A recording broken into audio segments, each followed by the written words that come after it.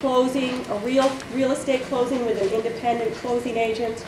And there's other consumer protection requirements in here, which Prentice Cox will get into in more detail. And then there's some enforcement provisions. The last piece is that we have a notice requirement, so we set it up so we can try to prevent these from happening by asking that the holders of these mortgages that are in foreclosure, that they send out some kind of notices to the homeowners so that they understand, they're alerted that there's a problem out there and they should beware of con men, so to speak, and make sure they get really good advice about how to handle their financial issues. So we have a long list of witnesses. I'm not going to say a lot more, but what I wanted to add is sort of on a process issue. Number one, ACORN, a community-based organization, and the Attorney General's office have done incredible work on this issue over the last number of months. And I'm the one who's carrying their bill, but they're the ones who have really worked with the affected victims and done a lot to try to come up with this bill. And we know now that as well the Department of Commerce is extremely concerned about this issue, and they have come forward with another bill. And we had a preliminary meeting with them yesterday to talk about their approach to dealing with this problem. Commissioner Wilson has made it clear that the governor considers it a priority to pass a law this year to do something about this problem. And I'm really happy to see that, and I hope we can work together. And I just want to indicate that I give my full commitment to try to work out a cooperative bill and work with the Commerce Department, and I think that we can, committee members can rest assured that we will move forward in a cooperative spirit and hopefully end up with a bill that everybody feels good about. So with that, I'm going to turn it over to some of the witnesses. We have some homeowners who have been affected by this, and then and we also have, as I said, Prentice Cox, who's really done a lot of the brain work behind this bill. So I guess we'll start with Prentice's first on the list. Yeah. Okay. There you are. Welcome. Thank you. Thank you so much. Madam Chair, Senator Anderson, thank you. I'll be very brief as we have a long list of speakers. I'll just talk real briefly about the actual problem that we've seen in the several cases we've already filed and the investigations we're doing, very briefly. And then I'll hit the highlights of the bill and talk about the scope as well as what the bill actually does. And I just need you to identify yourself for us. Madam Chair, I'm sorry. Prentice Cox, Assistant Attorney General, Manager of the Consumer Enforcement Division at the Attorney General's office. This is the kind of problem that's not just an ad that doesn't disclose all the information or something like that.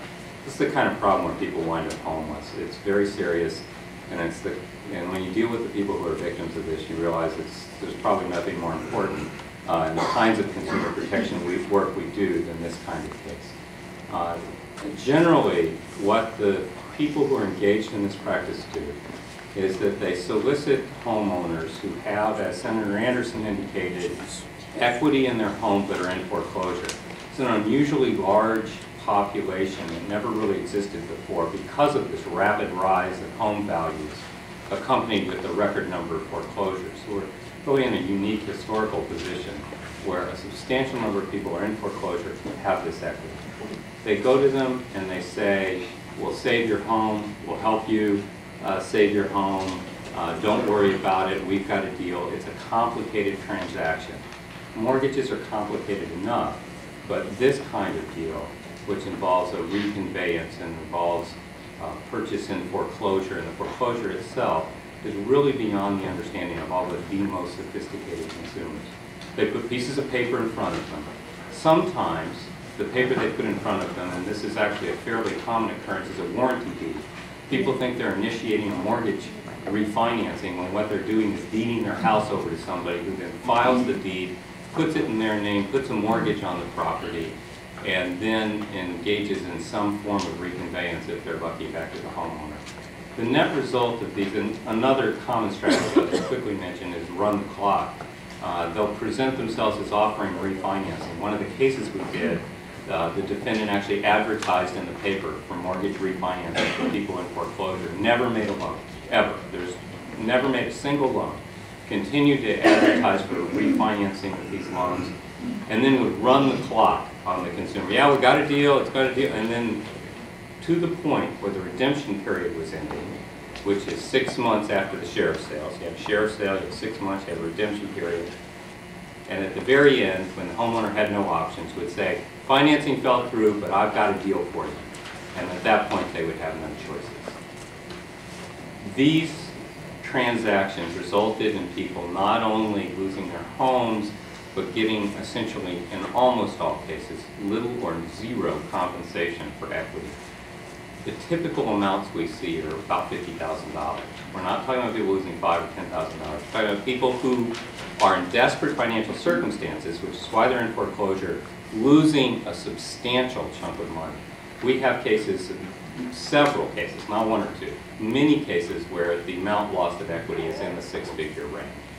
Because we've got $300,000 and $400,000 homes, which now in this market is a little on the high end, is not all that unusual. For people who may have bought these homes for $75,000 15 years ago, and they've got a $100,000 or $150,000 mortgage on them. It's in foreclosure, and they lose it all, and they've got nothing. Now, what the bill does, I'd like to focus on the scope of the bill and then the provisions. The scope of the bill is a very important part of this. It is targeted. This is a piece of legislation designed to have almost zero impact on legitimate commerce. It deals strictly with one kind of transaction, where someone purchases a house or obtains a house in foreclosure through either buying the house from the homeowner or by putting on a second or junior lien during the foreclosure process, often could be 50 or 100 bucks, and then obtaining the house through exercising their junior lien rights at the end of the redemption period. If you have questions or want me to go into this, I will, but that's kind of how it works. Either they just buy it or they exercise their junior lien rights, which are created during foreclosure.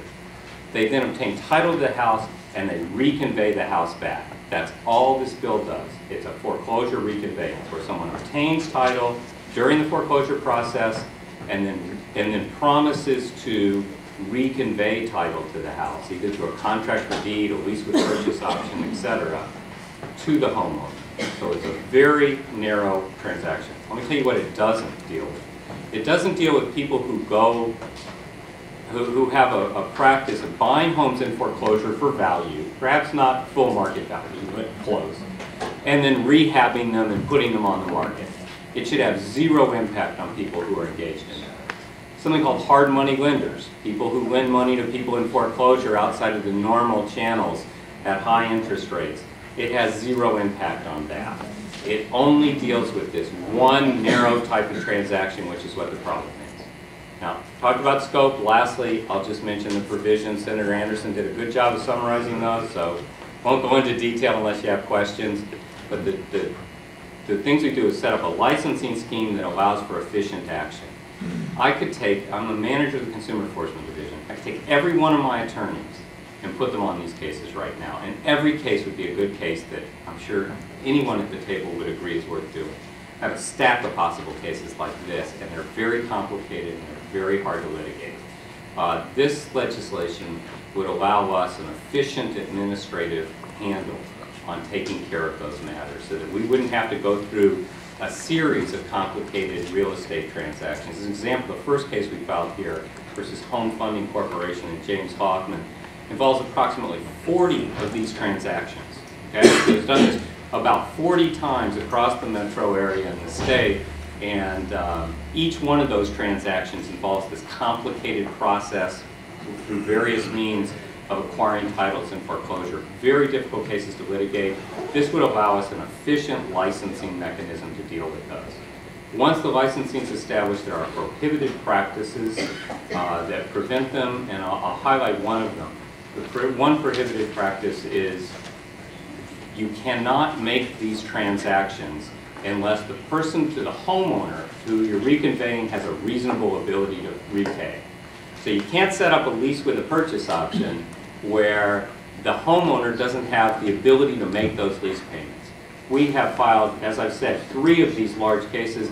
We have more that we're going to file. I have yet to see one of these where any underwriting at all went on. Any underwriting. They just make the loan based on the equity. They have no idea whether these people can make the payments, and in the vast majority of cases, because the payments are set over payments they already couldn't make, they inevitably fail, and then they take the home. Lastly, we also have prohibitions against certain types of representations which are specific to this area, including representing that you're saving someone's home. So that's an overview. Thank you. Question, Senator Michelle. Thank you, Madam Chair. Just a quick question for the author or the Attorney General's office. I think we're going to hear a little more through the testimony about the problem. My question, I guess, to the author is, why do we set up, as a remedy to this problem, why do we set up this new shop in the Attorney General's office? We've got a Department of Commerce that does this, and whether it's Jim Bernstein or Glenn Wilson, I assume they're going to follow through on these kind of cases. And Mr. Cox talks about a stack of files. I hope they're not just sitting in your office, Mr. Cox. I hope you're sharing those with the Department of Commerce, and that people aren't waiting for action on those files. So why do we, it seems to me we could end up with competing branches of state government trying to do the same thing. That doesn't seem efficient. Madam Chair, and Senator Michelle, I don't know if you want to add anything, Mr. but I don't think there is any really strong reason why it should be in one agency or the other. I think the Attorney General's office has more attorneys on staff than Commerce, so that may be one distinguishing feature. But I would say that's really more a question for Commissioner Wilson about what he thinks about that, because I don't think that it would have to be any particular way. Commerce, as I said, they have another proposal that's different, and I don't know exactly. You can't, it doesn't approach it exactly the same way, and I don't know that they're interested in having. I don't know. I think it's better to. I don't want to try to speak for them about what they would want. So I think it'd probably be better just to ask Commissioner Wilson what he thinks about that, whether he thinks it would be appropriate in the Department of Commerce or not. So I think it's a fair question to ask. And I guess I would follow up on that and show this and ask Mr. Cox if it seems to me that somewhere along the line I recall here that it's difficult to prove this case because the person has some in many cases. Is that so? There's pretty high mark you have to meet in order. It seems to me that you would, because a person, however unwilling.